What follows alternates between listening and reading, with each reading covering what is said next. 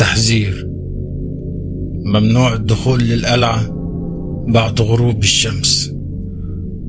ده الكلام اللي مكتوب على اليافطة اللي حطتها الحكومة الهندية عشان تحذر الناس، وانا واقف قدامها ببصلها بكل تحدي وحاسس بالادرينالين بيجري في كل حتة في جسمي.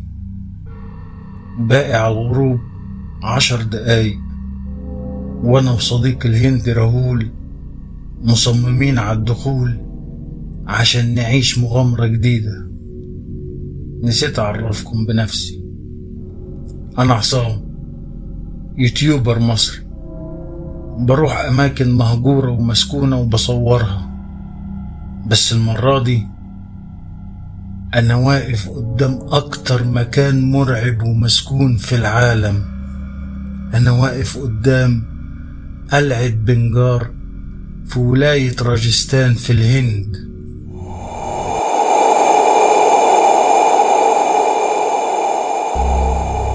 وسبب كل ده ان كريشنا اقوى ساحر في الهند اتقتل في القلعة، ومن وقتها والقلعة مسكونة.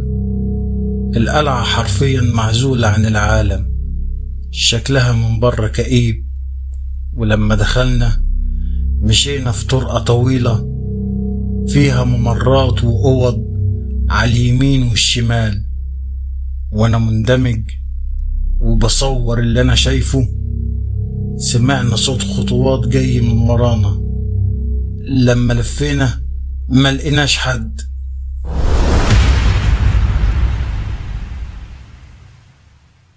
ركزنا ومسكنا نفسنا، احنا لسه قدامنا كتير. بعد خطوات بسيطة سمعنا صوت عياط مكتوم جاي من ورا باب من ابواب القلعة. فتحنا الباب وبصينا ما لقيناش حد، واحنا خارجين لقينا بنت واقفة في وشنا وصرخت وجريت وتاهت وسط الضلمة. انا وراهول بدأنا نتوتر ونقلق، بس لازم نكمل. قررنا نمشي في نفس الاتجاه اللي البنت جريت فيه، وكان ممر ضلمة. فضلنا ماشيين في الممر لحد ما لاحظنا ان في دخان ابيض في اخر الممر جاي علينا.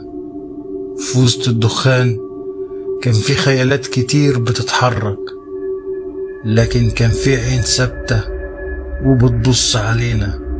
ولما الدخان بدأ يخف ظهر شخص واقف، شعره طويل ولابس لبس اسود شكله قديم، وعلى وسطه حزام في جماجم صغيرة. راهول من الصدمة جسمه بدأ يرتجف ويتكلم بصعوبة ويقول: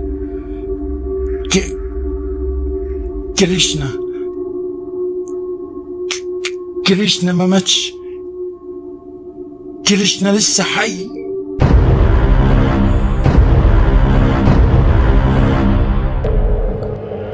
لفينا وجرينا عشان نهرب.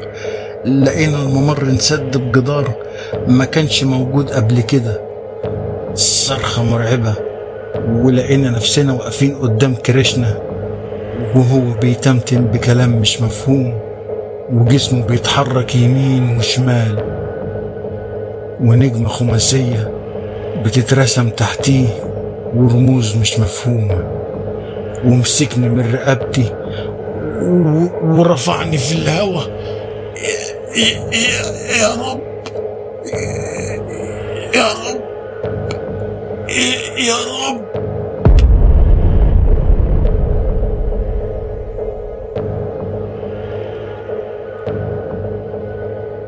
أول ما قلت كده رمانا على الأرض ورجع لورا، وبان عليه التوتر والخوف. ودي كانت فرصتي للهروب. جريت وسبت راهول، وسمعت صوت جاي من ورايا بيقول: عذاب الروح قبل موت الجسد، عذاب الروح قبل موت الجسد. ما كانش ما كانش قدامي ان انا اعمل اي حاجة. ما كنتش اقدر ابلغ البوليس لاني كنت هتحاكم عشان ممنوع ندخل هناك. بعد رجوعي مصر بعت الرهور رسائل كتير وما ردش عليا، بس النهاردة رد وجات لي منه رسالة مكتوب فيها: عذاب الروح قبل موت الجسد.